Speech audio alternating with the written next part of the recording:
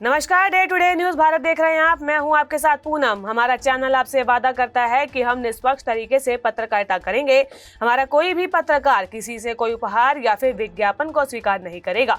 Day today news Bharat आपसे ये वादा करता है कि हम समाज के दबे कुचले लोगों की आवाज बनेंगे और ऐसे किसी भी व्यक्ति की खबर को हम नहीं चलाएंगे जो कि भोले भाले लोगों को ठगने का काम करते हैं या फिर पाखंड फैलाते हैं। डे टुडे न्यूज भारत आपसे ये वादा करता है कि हम लोकतंत्र के चौथे स्तंभ को मजबूत करने का प्रयास करेंगे। और अब बात शिमला की कर लेते हैं, जहां नगर निगम मेयर का कार्यकाल बढ़ाने के फैसले पर हाईकोर्ट में सुनवाई हुई। सरकार से कोर्ट ने इस मामले में जवाब मांगा है। 11 नवंबर को सुनवाई होगी। शिमला से देखिए अनीश चौहान की एक खास रिपोर्ट। शिमला हिमाचल प्रदेश में नगर निगम शिमला के मेयर के कार्यकाल को 2.5 वर्ष से 5 वर्ष करने के फैसले पर सरकार की मुश्किलें बढ़ती नजर आ रही है। सरकार के इस फैसले को लेकर वकील अंजलि सोनी वर्मा ने एक जनहित याचिका यानी कि PIL दायर की है, जिसमें शहरी विकास विभाग, स्टेट इलेक्शन कमीशन और शिमला मेयर सुरेंद्र चौहान को प्रतिवादी बनाया गया है, जिस पर हिमाचल हाईकोर्ट ने संज्ञान लेते हुए सरकार और मेयर को नोटिस जारी किया है। मामले की अगली सुनवाई 11 नवंबर को रखी गई है।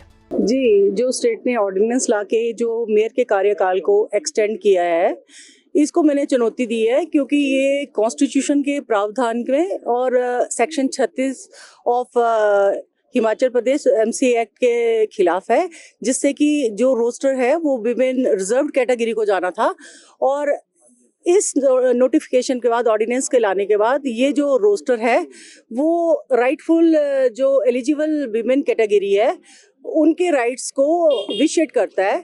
तो इसके लिए मैंने जनहित में याचिका दायर की है, क्योंकि जो सिटीजन ऑफ शिमला है वो इस समय इस ऑर्डिनेंस से विट्रेड फील कर रहा है। तो कोर्ट ने क्या कहा है? कोर्ट ने इस पे संज्ञान लेते हुए नोटिस इशू किए हैं, जिसमें सरकार ने नोटिस को सर्विस को वेव किया है और जो हमारे मेयर हैं उनको नोटिस सर्व करने के लिए हमें टाइम दिया गया है। और जो नेक्स्ट डेट ऑफ हियरिंग है वो 11/11 ऑफ 2025 को ये सुनिश्चित की गई है। तो क्या लगता है मैडम, इसमें क्या हो सकता है और जिस तरह से 2.5 साल का जो निर्णय था, क्या बदला जा सकता है?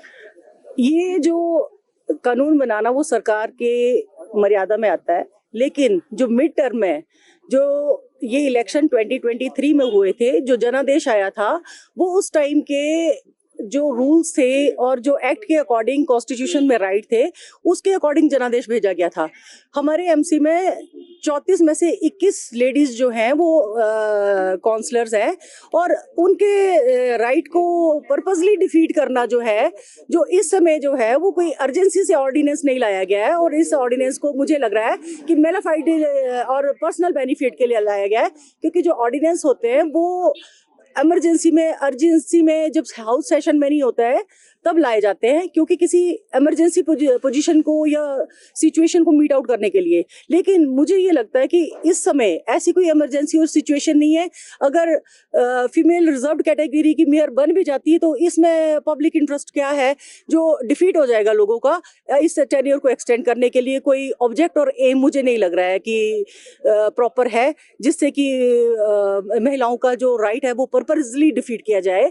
क्योंकि कॉन्स्टिट्यूशन भी महिलाओं के लिए, एम्पावरमेंट के लिए कॉन्स्टिट्यूशन में रिजर्वेशन राइट लाता है, और वो भी लोकल सेल्फ गवर्नेंस के लिए ये राइट्स लाए हैं। 1/3 का प्रावधान है जो कि डायरेक्ट कॉन्स्टिट्यूशन के प्रोविजन को वायलेट कर रहा है। ये आपने अपने स्तर पर PIL की है या फिर किसी ने आपको अप्रोच किया? ये मैंने अपने स्तर पर की है, क्योंकि मैं यहाँ की वोटर भी हूँ, सिटीजन भी हूँ और लॉ ग्रेजुएट भी हूँ। अगर 50% पॉपुलेशन जो है शिमला की वो विमेन से कवर्ड है और 21 सीट्स विमेन की है, अगर आज भी हमारी विमेन की वॉइस को डंप किया जाएगा तो मुझे लगता है कि और कोई ओकेजन नहीं है कि विमेन अपने राइट्स के लिए कोर्ट ना पहुंचे। आरक्षण रोस्टर के अनुसार अगले 2.5 साल के लिए अनुसूचित जाति की महिला पार्षद को मेयर बनना था, लेकिन सुखू सरकार ने इसे बदलते हुए मौजूदा मेयर को लाभ पहुंचाने के लिए इसे 5 साल तक बढ़ा दिया। इस तरीके के आरोप लग रहे हैं। सरकार ने तर्क दिया कि हॉर्स ट्रेडिंग को रोकने और प्रशासनिक स्थिरता के लिए कार्यकाल को 5 साल किया गया है। बीते 25 अक्टूबर को सुक्खू कैबिनेट ने इस प्रस्ताव को मंजूरी दी थी। इसके बाद सरकार ने अध्यादेश जारी किया, जिसे आगामी शीतकालीन सत्र में विधानसभा में रखा जाएगा। नगर निगम शिमला मेयर सुरेंद्र चौहान का 2.5 वर्ष का कार्यकाल 15 नवंबर को खत्म हो रहा था। सामान्य स्थिति में मेयर और डिप्टी मेयर का बदलना तय था, लेकिन अब अध्यादेश लागू होने से ये बदलाव नहीं होगा। हिमाचल प्रदेश की ऐसी ही राजनीति से जुड़ी खबरें आपके लिए लेकर आते रहेंगे। Day to day news Bharat को लाइक, शेयर और सब्सक्राइब करना बिल्कुल भी ना भूलें। नमस्कार।